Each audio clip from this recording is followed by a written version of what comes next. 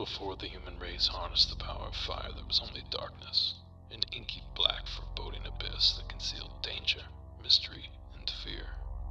Into that darkness brave men would not venture, for as the map says, here there be monsters.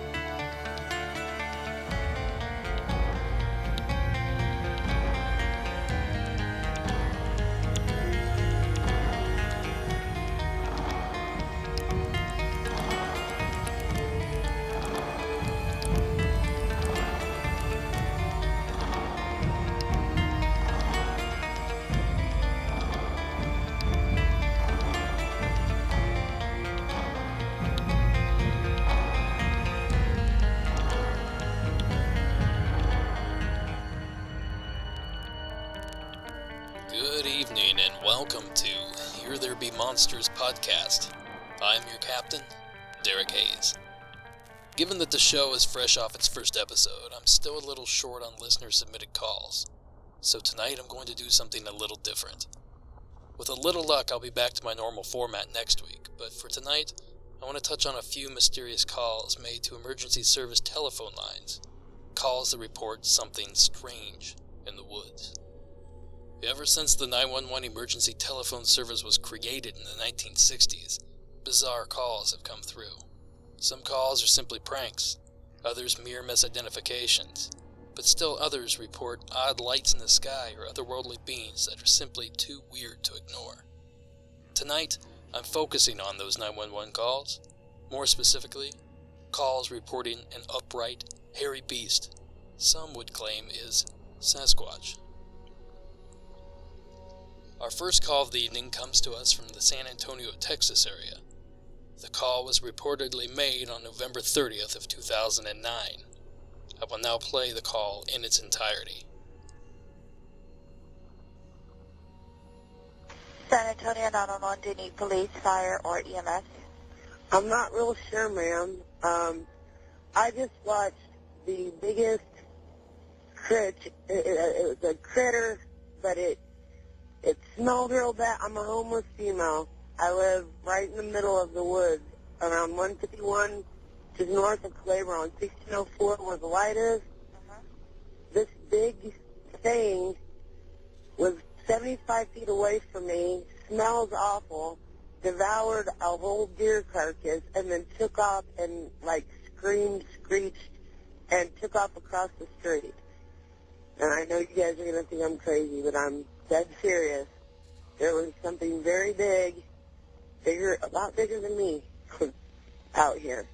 So, it's probably somebody should know. I really don't know what you can do about it. How long ago did this happen? This is, immediately. I don't know if animal control, it's... Okay, again, now tell me, where was it? This is at 151 in Calabria? Okay, yeah, the light at 151, just up from Calabria on 1604, where 1604 split, and you can get off on the access road to Calabria, or you can take 151. Right. That light right there is, yes, right in there. It is a very large, hairy animal of some kind. Now, was it standing on 2 or 4? Or? Well, if I told you it was standing on 2 legs, you're going to think I'm crazy, but I'm serious. It ran off at breaking limbs and trees. And it kind of screech howled, and a very creepy, scary thing, because, like I said, I live in a tent. We're in the woods, so You live in a tent? Yes, ma'am. I'm a homeless female. I live in a tent in the woods, and I just saw this freaky, scary, very large creature devour a deer and run off across the road. So, Okay. I don't know. Is there any way that we can have an officer contact you? Yeah, I guess it's his number. But I'd really prefer, like, animal control or somebody bigger than me.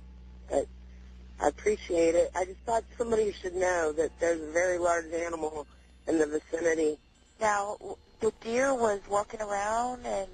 No, the deer was dead, and it got devoured. It was a carcass. Okay, and do you see signs of a dead deer, blood, or whatever? Actually, ma'am, I'm not gonna go check it out right at the moment. Is that okay? That's fine. It seems like I'm waiting for daylight. I don't own anything but a machete and a hatchet, so I'm kind of creeped out. I just thought, like I said, I thought somebody should know there's a very large something big enough to eat a deer and as a predator. Are you with someone there? Yes, ma'am. Did they see it too? Yes, ma'am. How about if I have an officer contact you guys out there? I'm not going to leave my camp right at the moment. I mean, if they want to come look at the light, she wants an officer to meet us. Yeah. Right, Carol. We're not leaving where we're at, is what we're trying to say. I'm a little bit scared, and it's raining, and I just want somebody to maybe check it out in the morning when it's not dark. Well, animal control, dude. What I can do right now is I can have an officer patrol that area. Which direction did it run? It ran across the light at 151, like towards the water tower on 2 feet, like my husband said. Something very weird. I just wanted to make a documentation and have animal control. Had you ever seen or heard anything like this before? No, ma'am. No, I've lived in the woods for a while. I've lived in the woods for 6 years. I'm going to tell you right now, I've lived in the woods for 6 years. I swear to God, I've never seen nothing like this. This son of a bitch was bigger than me. And it had a very odd smell. I'm 6'3". I'm 6'3". It's bigger than me. So, 6'3"? It's bigger than 6'3". Yeah, it's very large. I just carried the carcass off. Yeah. What did he say? He carried the carcass off. I mean, he carried it with nothing. I want to believe that it was a large cat or bear, but I'm thinking I'm not going to tell you what I think it is. What does he think it is? What do you think it is? Well, I tell you what, I don't know. I would be a liar if I said I thought I knew what it was, but I don't know. But I know it picked up that deer and walked with 2 feet. Yeah. It's a very large something that smells bad and is bigger than we are. So. Okay, so you saw it walk in which direction, or walk in which direction? Towards the light at 151 and 1604. It went towards the water tower. Went towards the water tower area. And it screeched, howled, yelled. Yeah. When it worked up. I mean, my husband's a very large, nothing's ever scared him, ever. And, I mean, saw it too. We both saw it, so. It's good. No type of clothing, or? No, it was fur. Okay. Or, as far as I can tell, I mean, it's a pretty light night out, because of the overcast. And, we doused our fire, and I have a blanket thing hung up as a tapestry, and it saw it over the top of that, and when it ran, it cracked branches. Trees. Yes, large. Like the size of a grizzly bear. Imagine that. But on steroids with 2 feet. So, he had 2 feet, Mama. I know. I just know what. Okay. And did you, and what is your name? Jennifer. Yeah, it's raining now and we can't hear nothing outside, so it's kind of scary. Yeah. Okay. All right. We'll have an officer patrol that area and see what we can find. I know. I mean, you guys might be able to find something. Animal control might be able to find tracks or something in the morning. It's hard to find tracks on this area because it's not. She said she's going to send a patrol around the area. So, right. And yes, she can call. Okay, so get the light and control. So get the light. Get to the light. And sound the siren. And sound your sirens. He'll come out of the woods and talk to you. I'm scared to death, Steve. And you guys have your tent set up at 151 in Culebra? I mean, not exactly, but yeah, I mean, it's in the area. Just go to the light and sound the siren, and we would hear you where we're at. And I'll come to you. At 151 and 1604, right? Yes, ma'am. Okay. All right. All right. Thank you. You're welcome. My initial thoughts on this call is that it's genuine. The caller sounds shaken, she doesn't sound intoxicated, or under the influence of drugs. It's safe to rule out any delusion since her husband can be heard in the background agreeing vehemently. I found an article submitted by a gentleman named Mike to the Texas Cryptid Hunter website, in which Mike contacted the caller via cold call.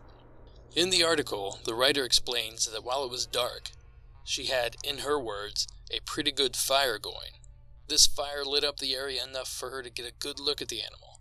She added that there had not been a deer carcass in that area earlier that evening. She went on to describe that the animal was dark and hair-covered. She estimated the creature's height to be between 7 and 8 feet tall. She estimated this based on how much taller the animal was than the 5-foot-high clothesline she witnessed the creature standing next to. It walked away very quickly on 2 legs. At no point was it ever on 4. The deer carcass was picked up easily, the witness said. It picked up that deer like it was nothing and tucked it under its arm like it was a football. She added, it didn't even slow down or anything. And just like in the 911 recording, the husband corroborated everything she said. Regarding the deer carcass, reports of a Sasquatch-like creature carrying deer, hogs, and dogs has been reported in the past, so that part of her story, despite sounding strange, has historical merit. What is interesting about that particular part of the story is that the deer wasn't there to begin with in the evening. Later in Mike's interview with the witness, she described what she referred to as government trucks, dropping dead animals off into the woods near their encampment. This is where her remarks seemed to get a little tinfoil hatty. She went on to say that since the sighting, that government vehicles have been driving all around the area since she called 911, and that sometimes they park for hours near their camp. She's also heard very high-frequency sounds coming from the vehicles during these extended stays. She feels that the sound is intended to flush the creatures out of hiding. She also feels that there is a whole family of these creatures living in that area, and that they're trying to communicate with her by thinking, or in other words, telepathically. And that's basically where the interview ends. I'm not sure what she and her husband saw that night. The initial call seems legit. No particular red flags are raised for me during that entire 8-minute exchange. Now, taking Mike's report into account, I'd say things get a little too weird for my taste. And that's basically where the interview ends. I'm not sure what she and her husband saw that night, but the initial call seems legit. No particular red flags are raised for me during that entire 8-minute exchange. Now, taking Mike's report into account, I'd say things get a little too weird for my taste. Perhaps her sighting sparked her imagination and she felt the need to elaborate, or perhaps the entire thing had been fabricated from the beginning. I will say that clearly something shook them enough to call authorities, knowing that if police or animal control for that matter actually showed up, they would discover them living in this area, which I imagine would be trespassing. Seems like a really big risk for a simple phone prank. Our next call is a bit on the lighthearted side. This call was made by a gentleman named Tim Peeler out of Cleveland County, North Carolina. Let's give it a listen. Cleveland County 911. Yeah.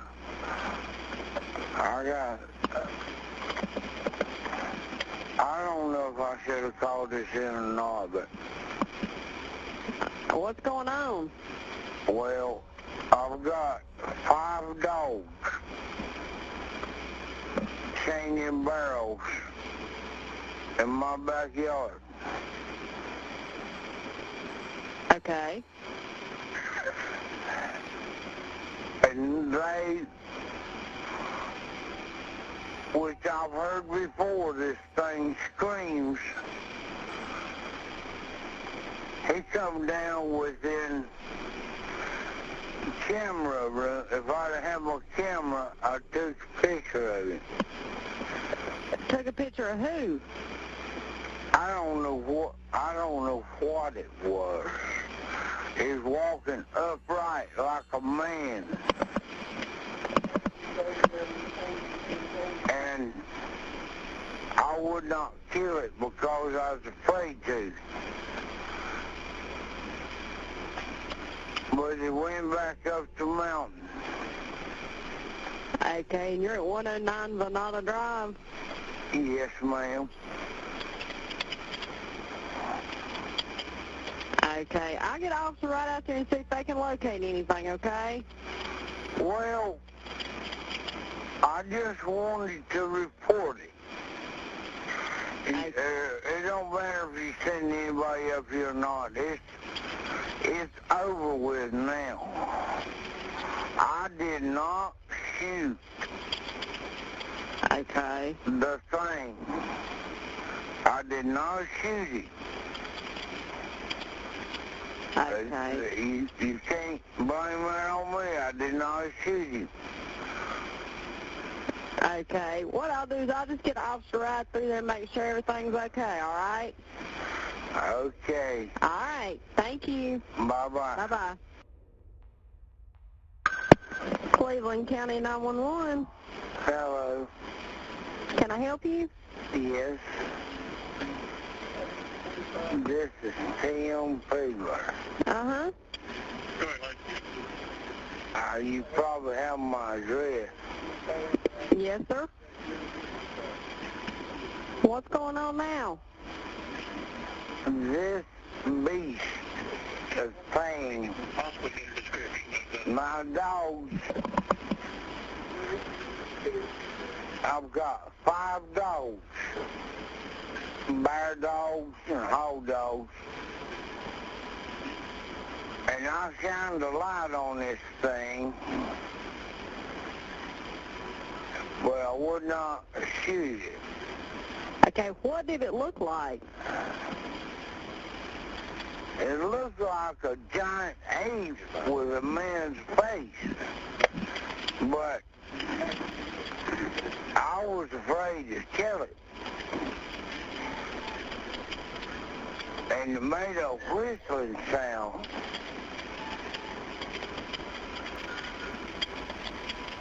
But I just wanted y'all to know I have not shot one or killed one. Okay, was there more than one or just the one? Just the one. Okay. He was about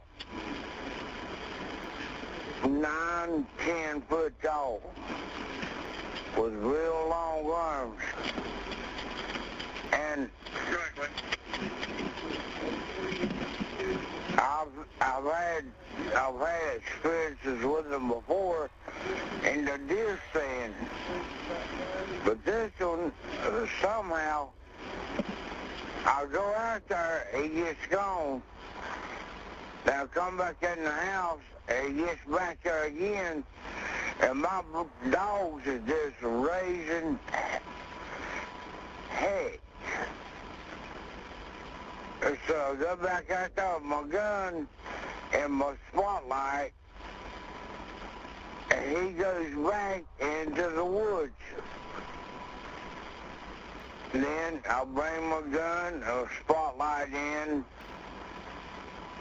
In about 10 more minutes, he does the same thing again. So it came through more than once? No, it's one. One big one. Would I get in any trouble if I shot and killed this beast this animal or whatever it is, would I get in any trouble? I can't answer that question. Yeah, well, that's the way I am. I mean, Right now, everything's calm. okay. But I was just trying to keep y'all informed to extract some information. Okay. I'm a bear hunter and a hog hunter. I got bear dogs, hog dogs. This thing, for some reason, tonight is coming down, messing with my dogs, trying to get towards my back porch. But if he comes too close, I'm gonna give him all the chance I can give him.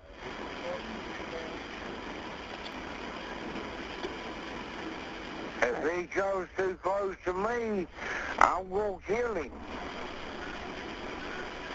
Okay. I can't answer if you can do that or not. I don't mind him. I don't mind him on the mountain. I know what's on the mountain. I don't mind him on the mountain, but he's coming down here messing with me. And my dogs. He can kill one of my dogs because all I have was spice and a mountain cur. But I don't know, hold up the channel too long. But I'm loaded before him. With the first house on the right off the cab. And I don't really, truly want to kill this creature because they don't usually mean any harm. They never use any harm. But I thought I'd call you and tell you, in case I have to make that shot. Okay. I'll call and ask you back what to do. All right. All right. Well, I'll let the officer know. Okay. Okay, bye-bye. Bye-bye. So, back in the 1970s, a creature known as Nobby terrorized the Cleveland County area. Nobby was said to have been a large, upright, hairy beast, and somewhere in the ballpark of 7 to 8 foot tall. The Nobby hysteria died down after a few months, until Peeler reported his sighting in his own backyard. So I know what you're thinking. This guy is wasted. And to that, I'd say, I agree. Sounds about right to me. This is quite a yarn Tim spins about his creature attacking his hounds, but I gotta be honest, he sounds intoxicated, and I can't help but feel he's making up a majority of the stories he goes along. But playing the devil's advocate here, perhaps Tim simply speaks slowly. Some people do. Perhaps this is his normal speaking voice. So, with this in mind, I scoured the internet for some other audio samples where Tim gives his story. The following segment is from a YouTube video posted by user Tyler Stanley, in which Mr. Peeler recounts his story. Check this out. 3 a.m. in the morning, I'm sitting in there watching the gospel channel, and I heard the coyotes fighting something down here. So I went back in the house and got my collars. I've got predator collars. Right. I thought I could call one up in the yard. When I did that, you see that opening right there? He come and stood right there. All right. I had 2 female dogs in heat back here. Mm-hmm. So right here's what I done. When he went to my dog, I come down on the steps like this right here. Okay. And he was standing right there.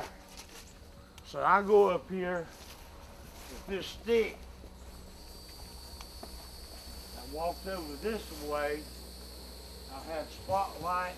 I had this light here on, you see. I had it lit up back here. He was standing right there. And I said, get away from here. Get away. Because I thought he was going to kill my little dog. Yeah. Come all the way to his groin. But I could see that he was a male. And he looked like he had 6 fingers on each hand. When I approached him here, human-like, or? He had looked at me like he had 6 fingers on each hand, a thumb and 5 fingers.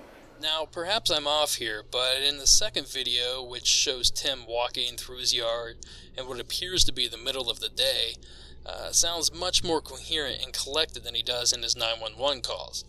In addition, his retelling of the story seems to have a lot more facts than does his 911 call. Feel free to make your own judgment on this, but it's not hard for me to imagine a little North Carolina moonshine influencing his tale, if you know what I'm saying. Our next story is a lesson in misidentification. It seems that back in May of 2013, Mr. John Weinsickle of Altoona, Pennsylvania called 911 to report he had a Bigfoot intruding on his property. The following is a police radio exchange between responding officers. Yeah, Mr. Weinsickle, 97 Spruce Street. Negative. See, he called 911 advising he contacted the Game Commission. They haven't called back. He wants a police officer to come to his residence. He apparently has some proof there of Bigfoot. Bigfoot, right? That's affirmative. He has evidence proving Bigfoot. He would like a police officer to come there. But there are bird leaves. There's a large amount of smoke in that area. Now, once police arrived, Mr. Weinsickle took them to an area with several large footprints in the soft earth. Authorities were quickly able to determine that the tracks he'd found were actually those of black bear. But the story doesn't end there. Apparently, a civilian Bigfoot enthusiast had been listening to that exchange over a police scanner and misconstrued the information. The listener quickly reported that Mr. Weinsickle had actually shot and killed a Bigfoot-type creature and requested that police come out to investigate. From there, the story exploded and was picked up on every cryptozoology news outlet on the internet. All this because of a bear print. Crazy what the human mind will conjure up when you don't have all the details at hand.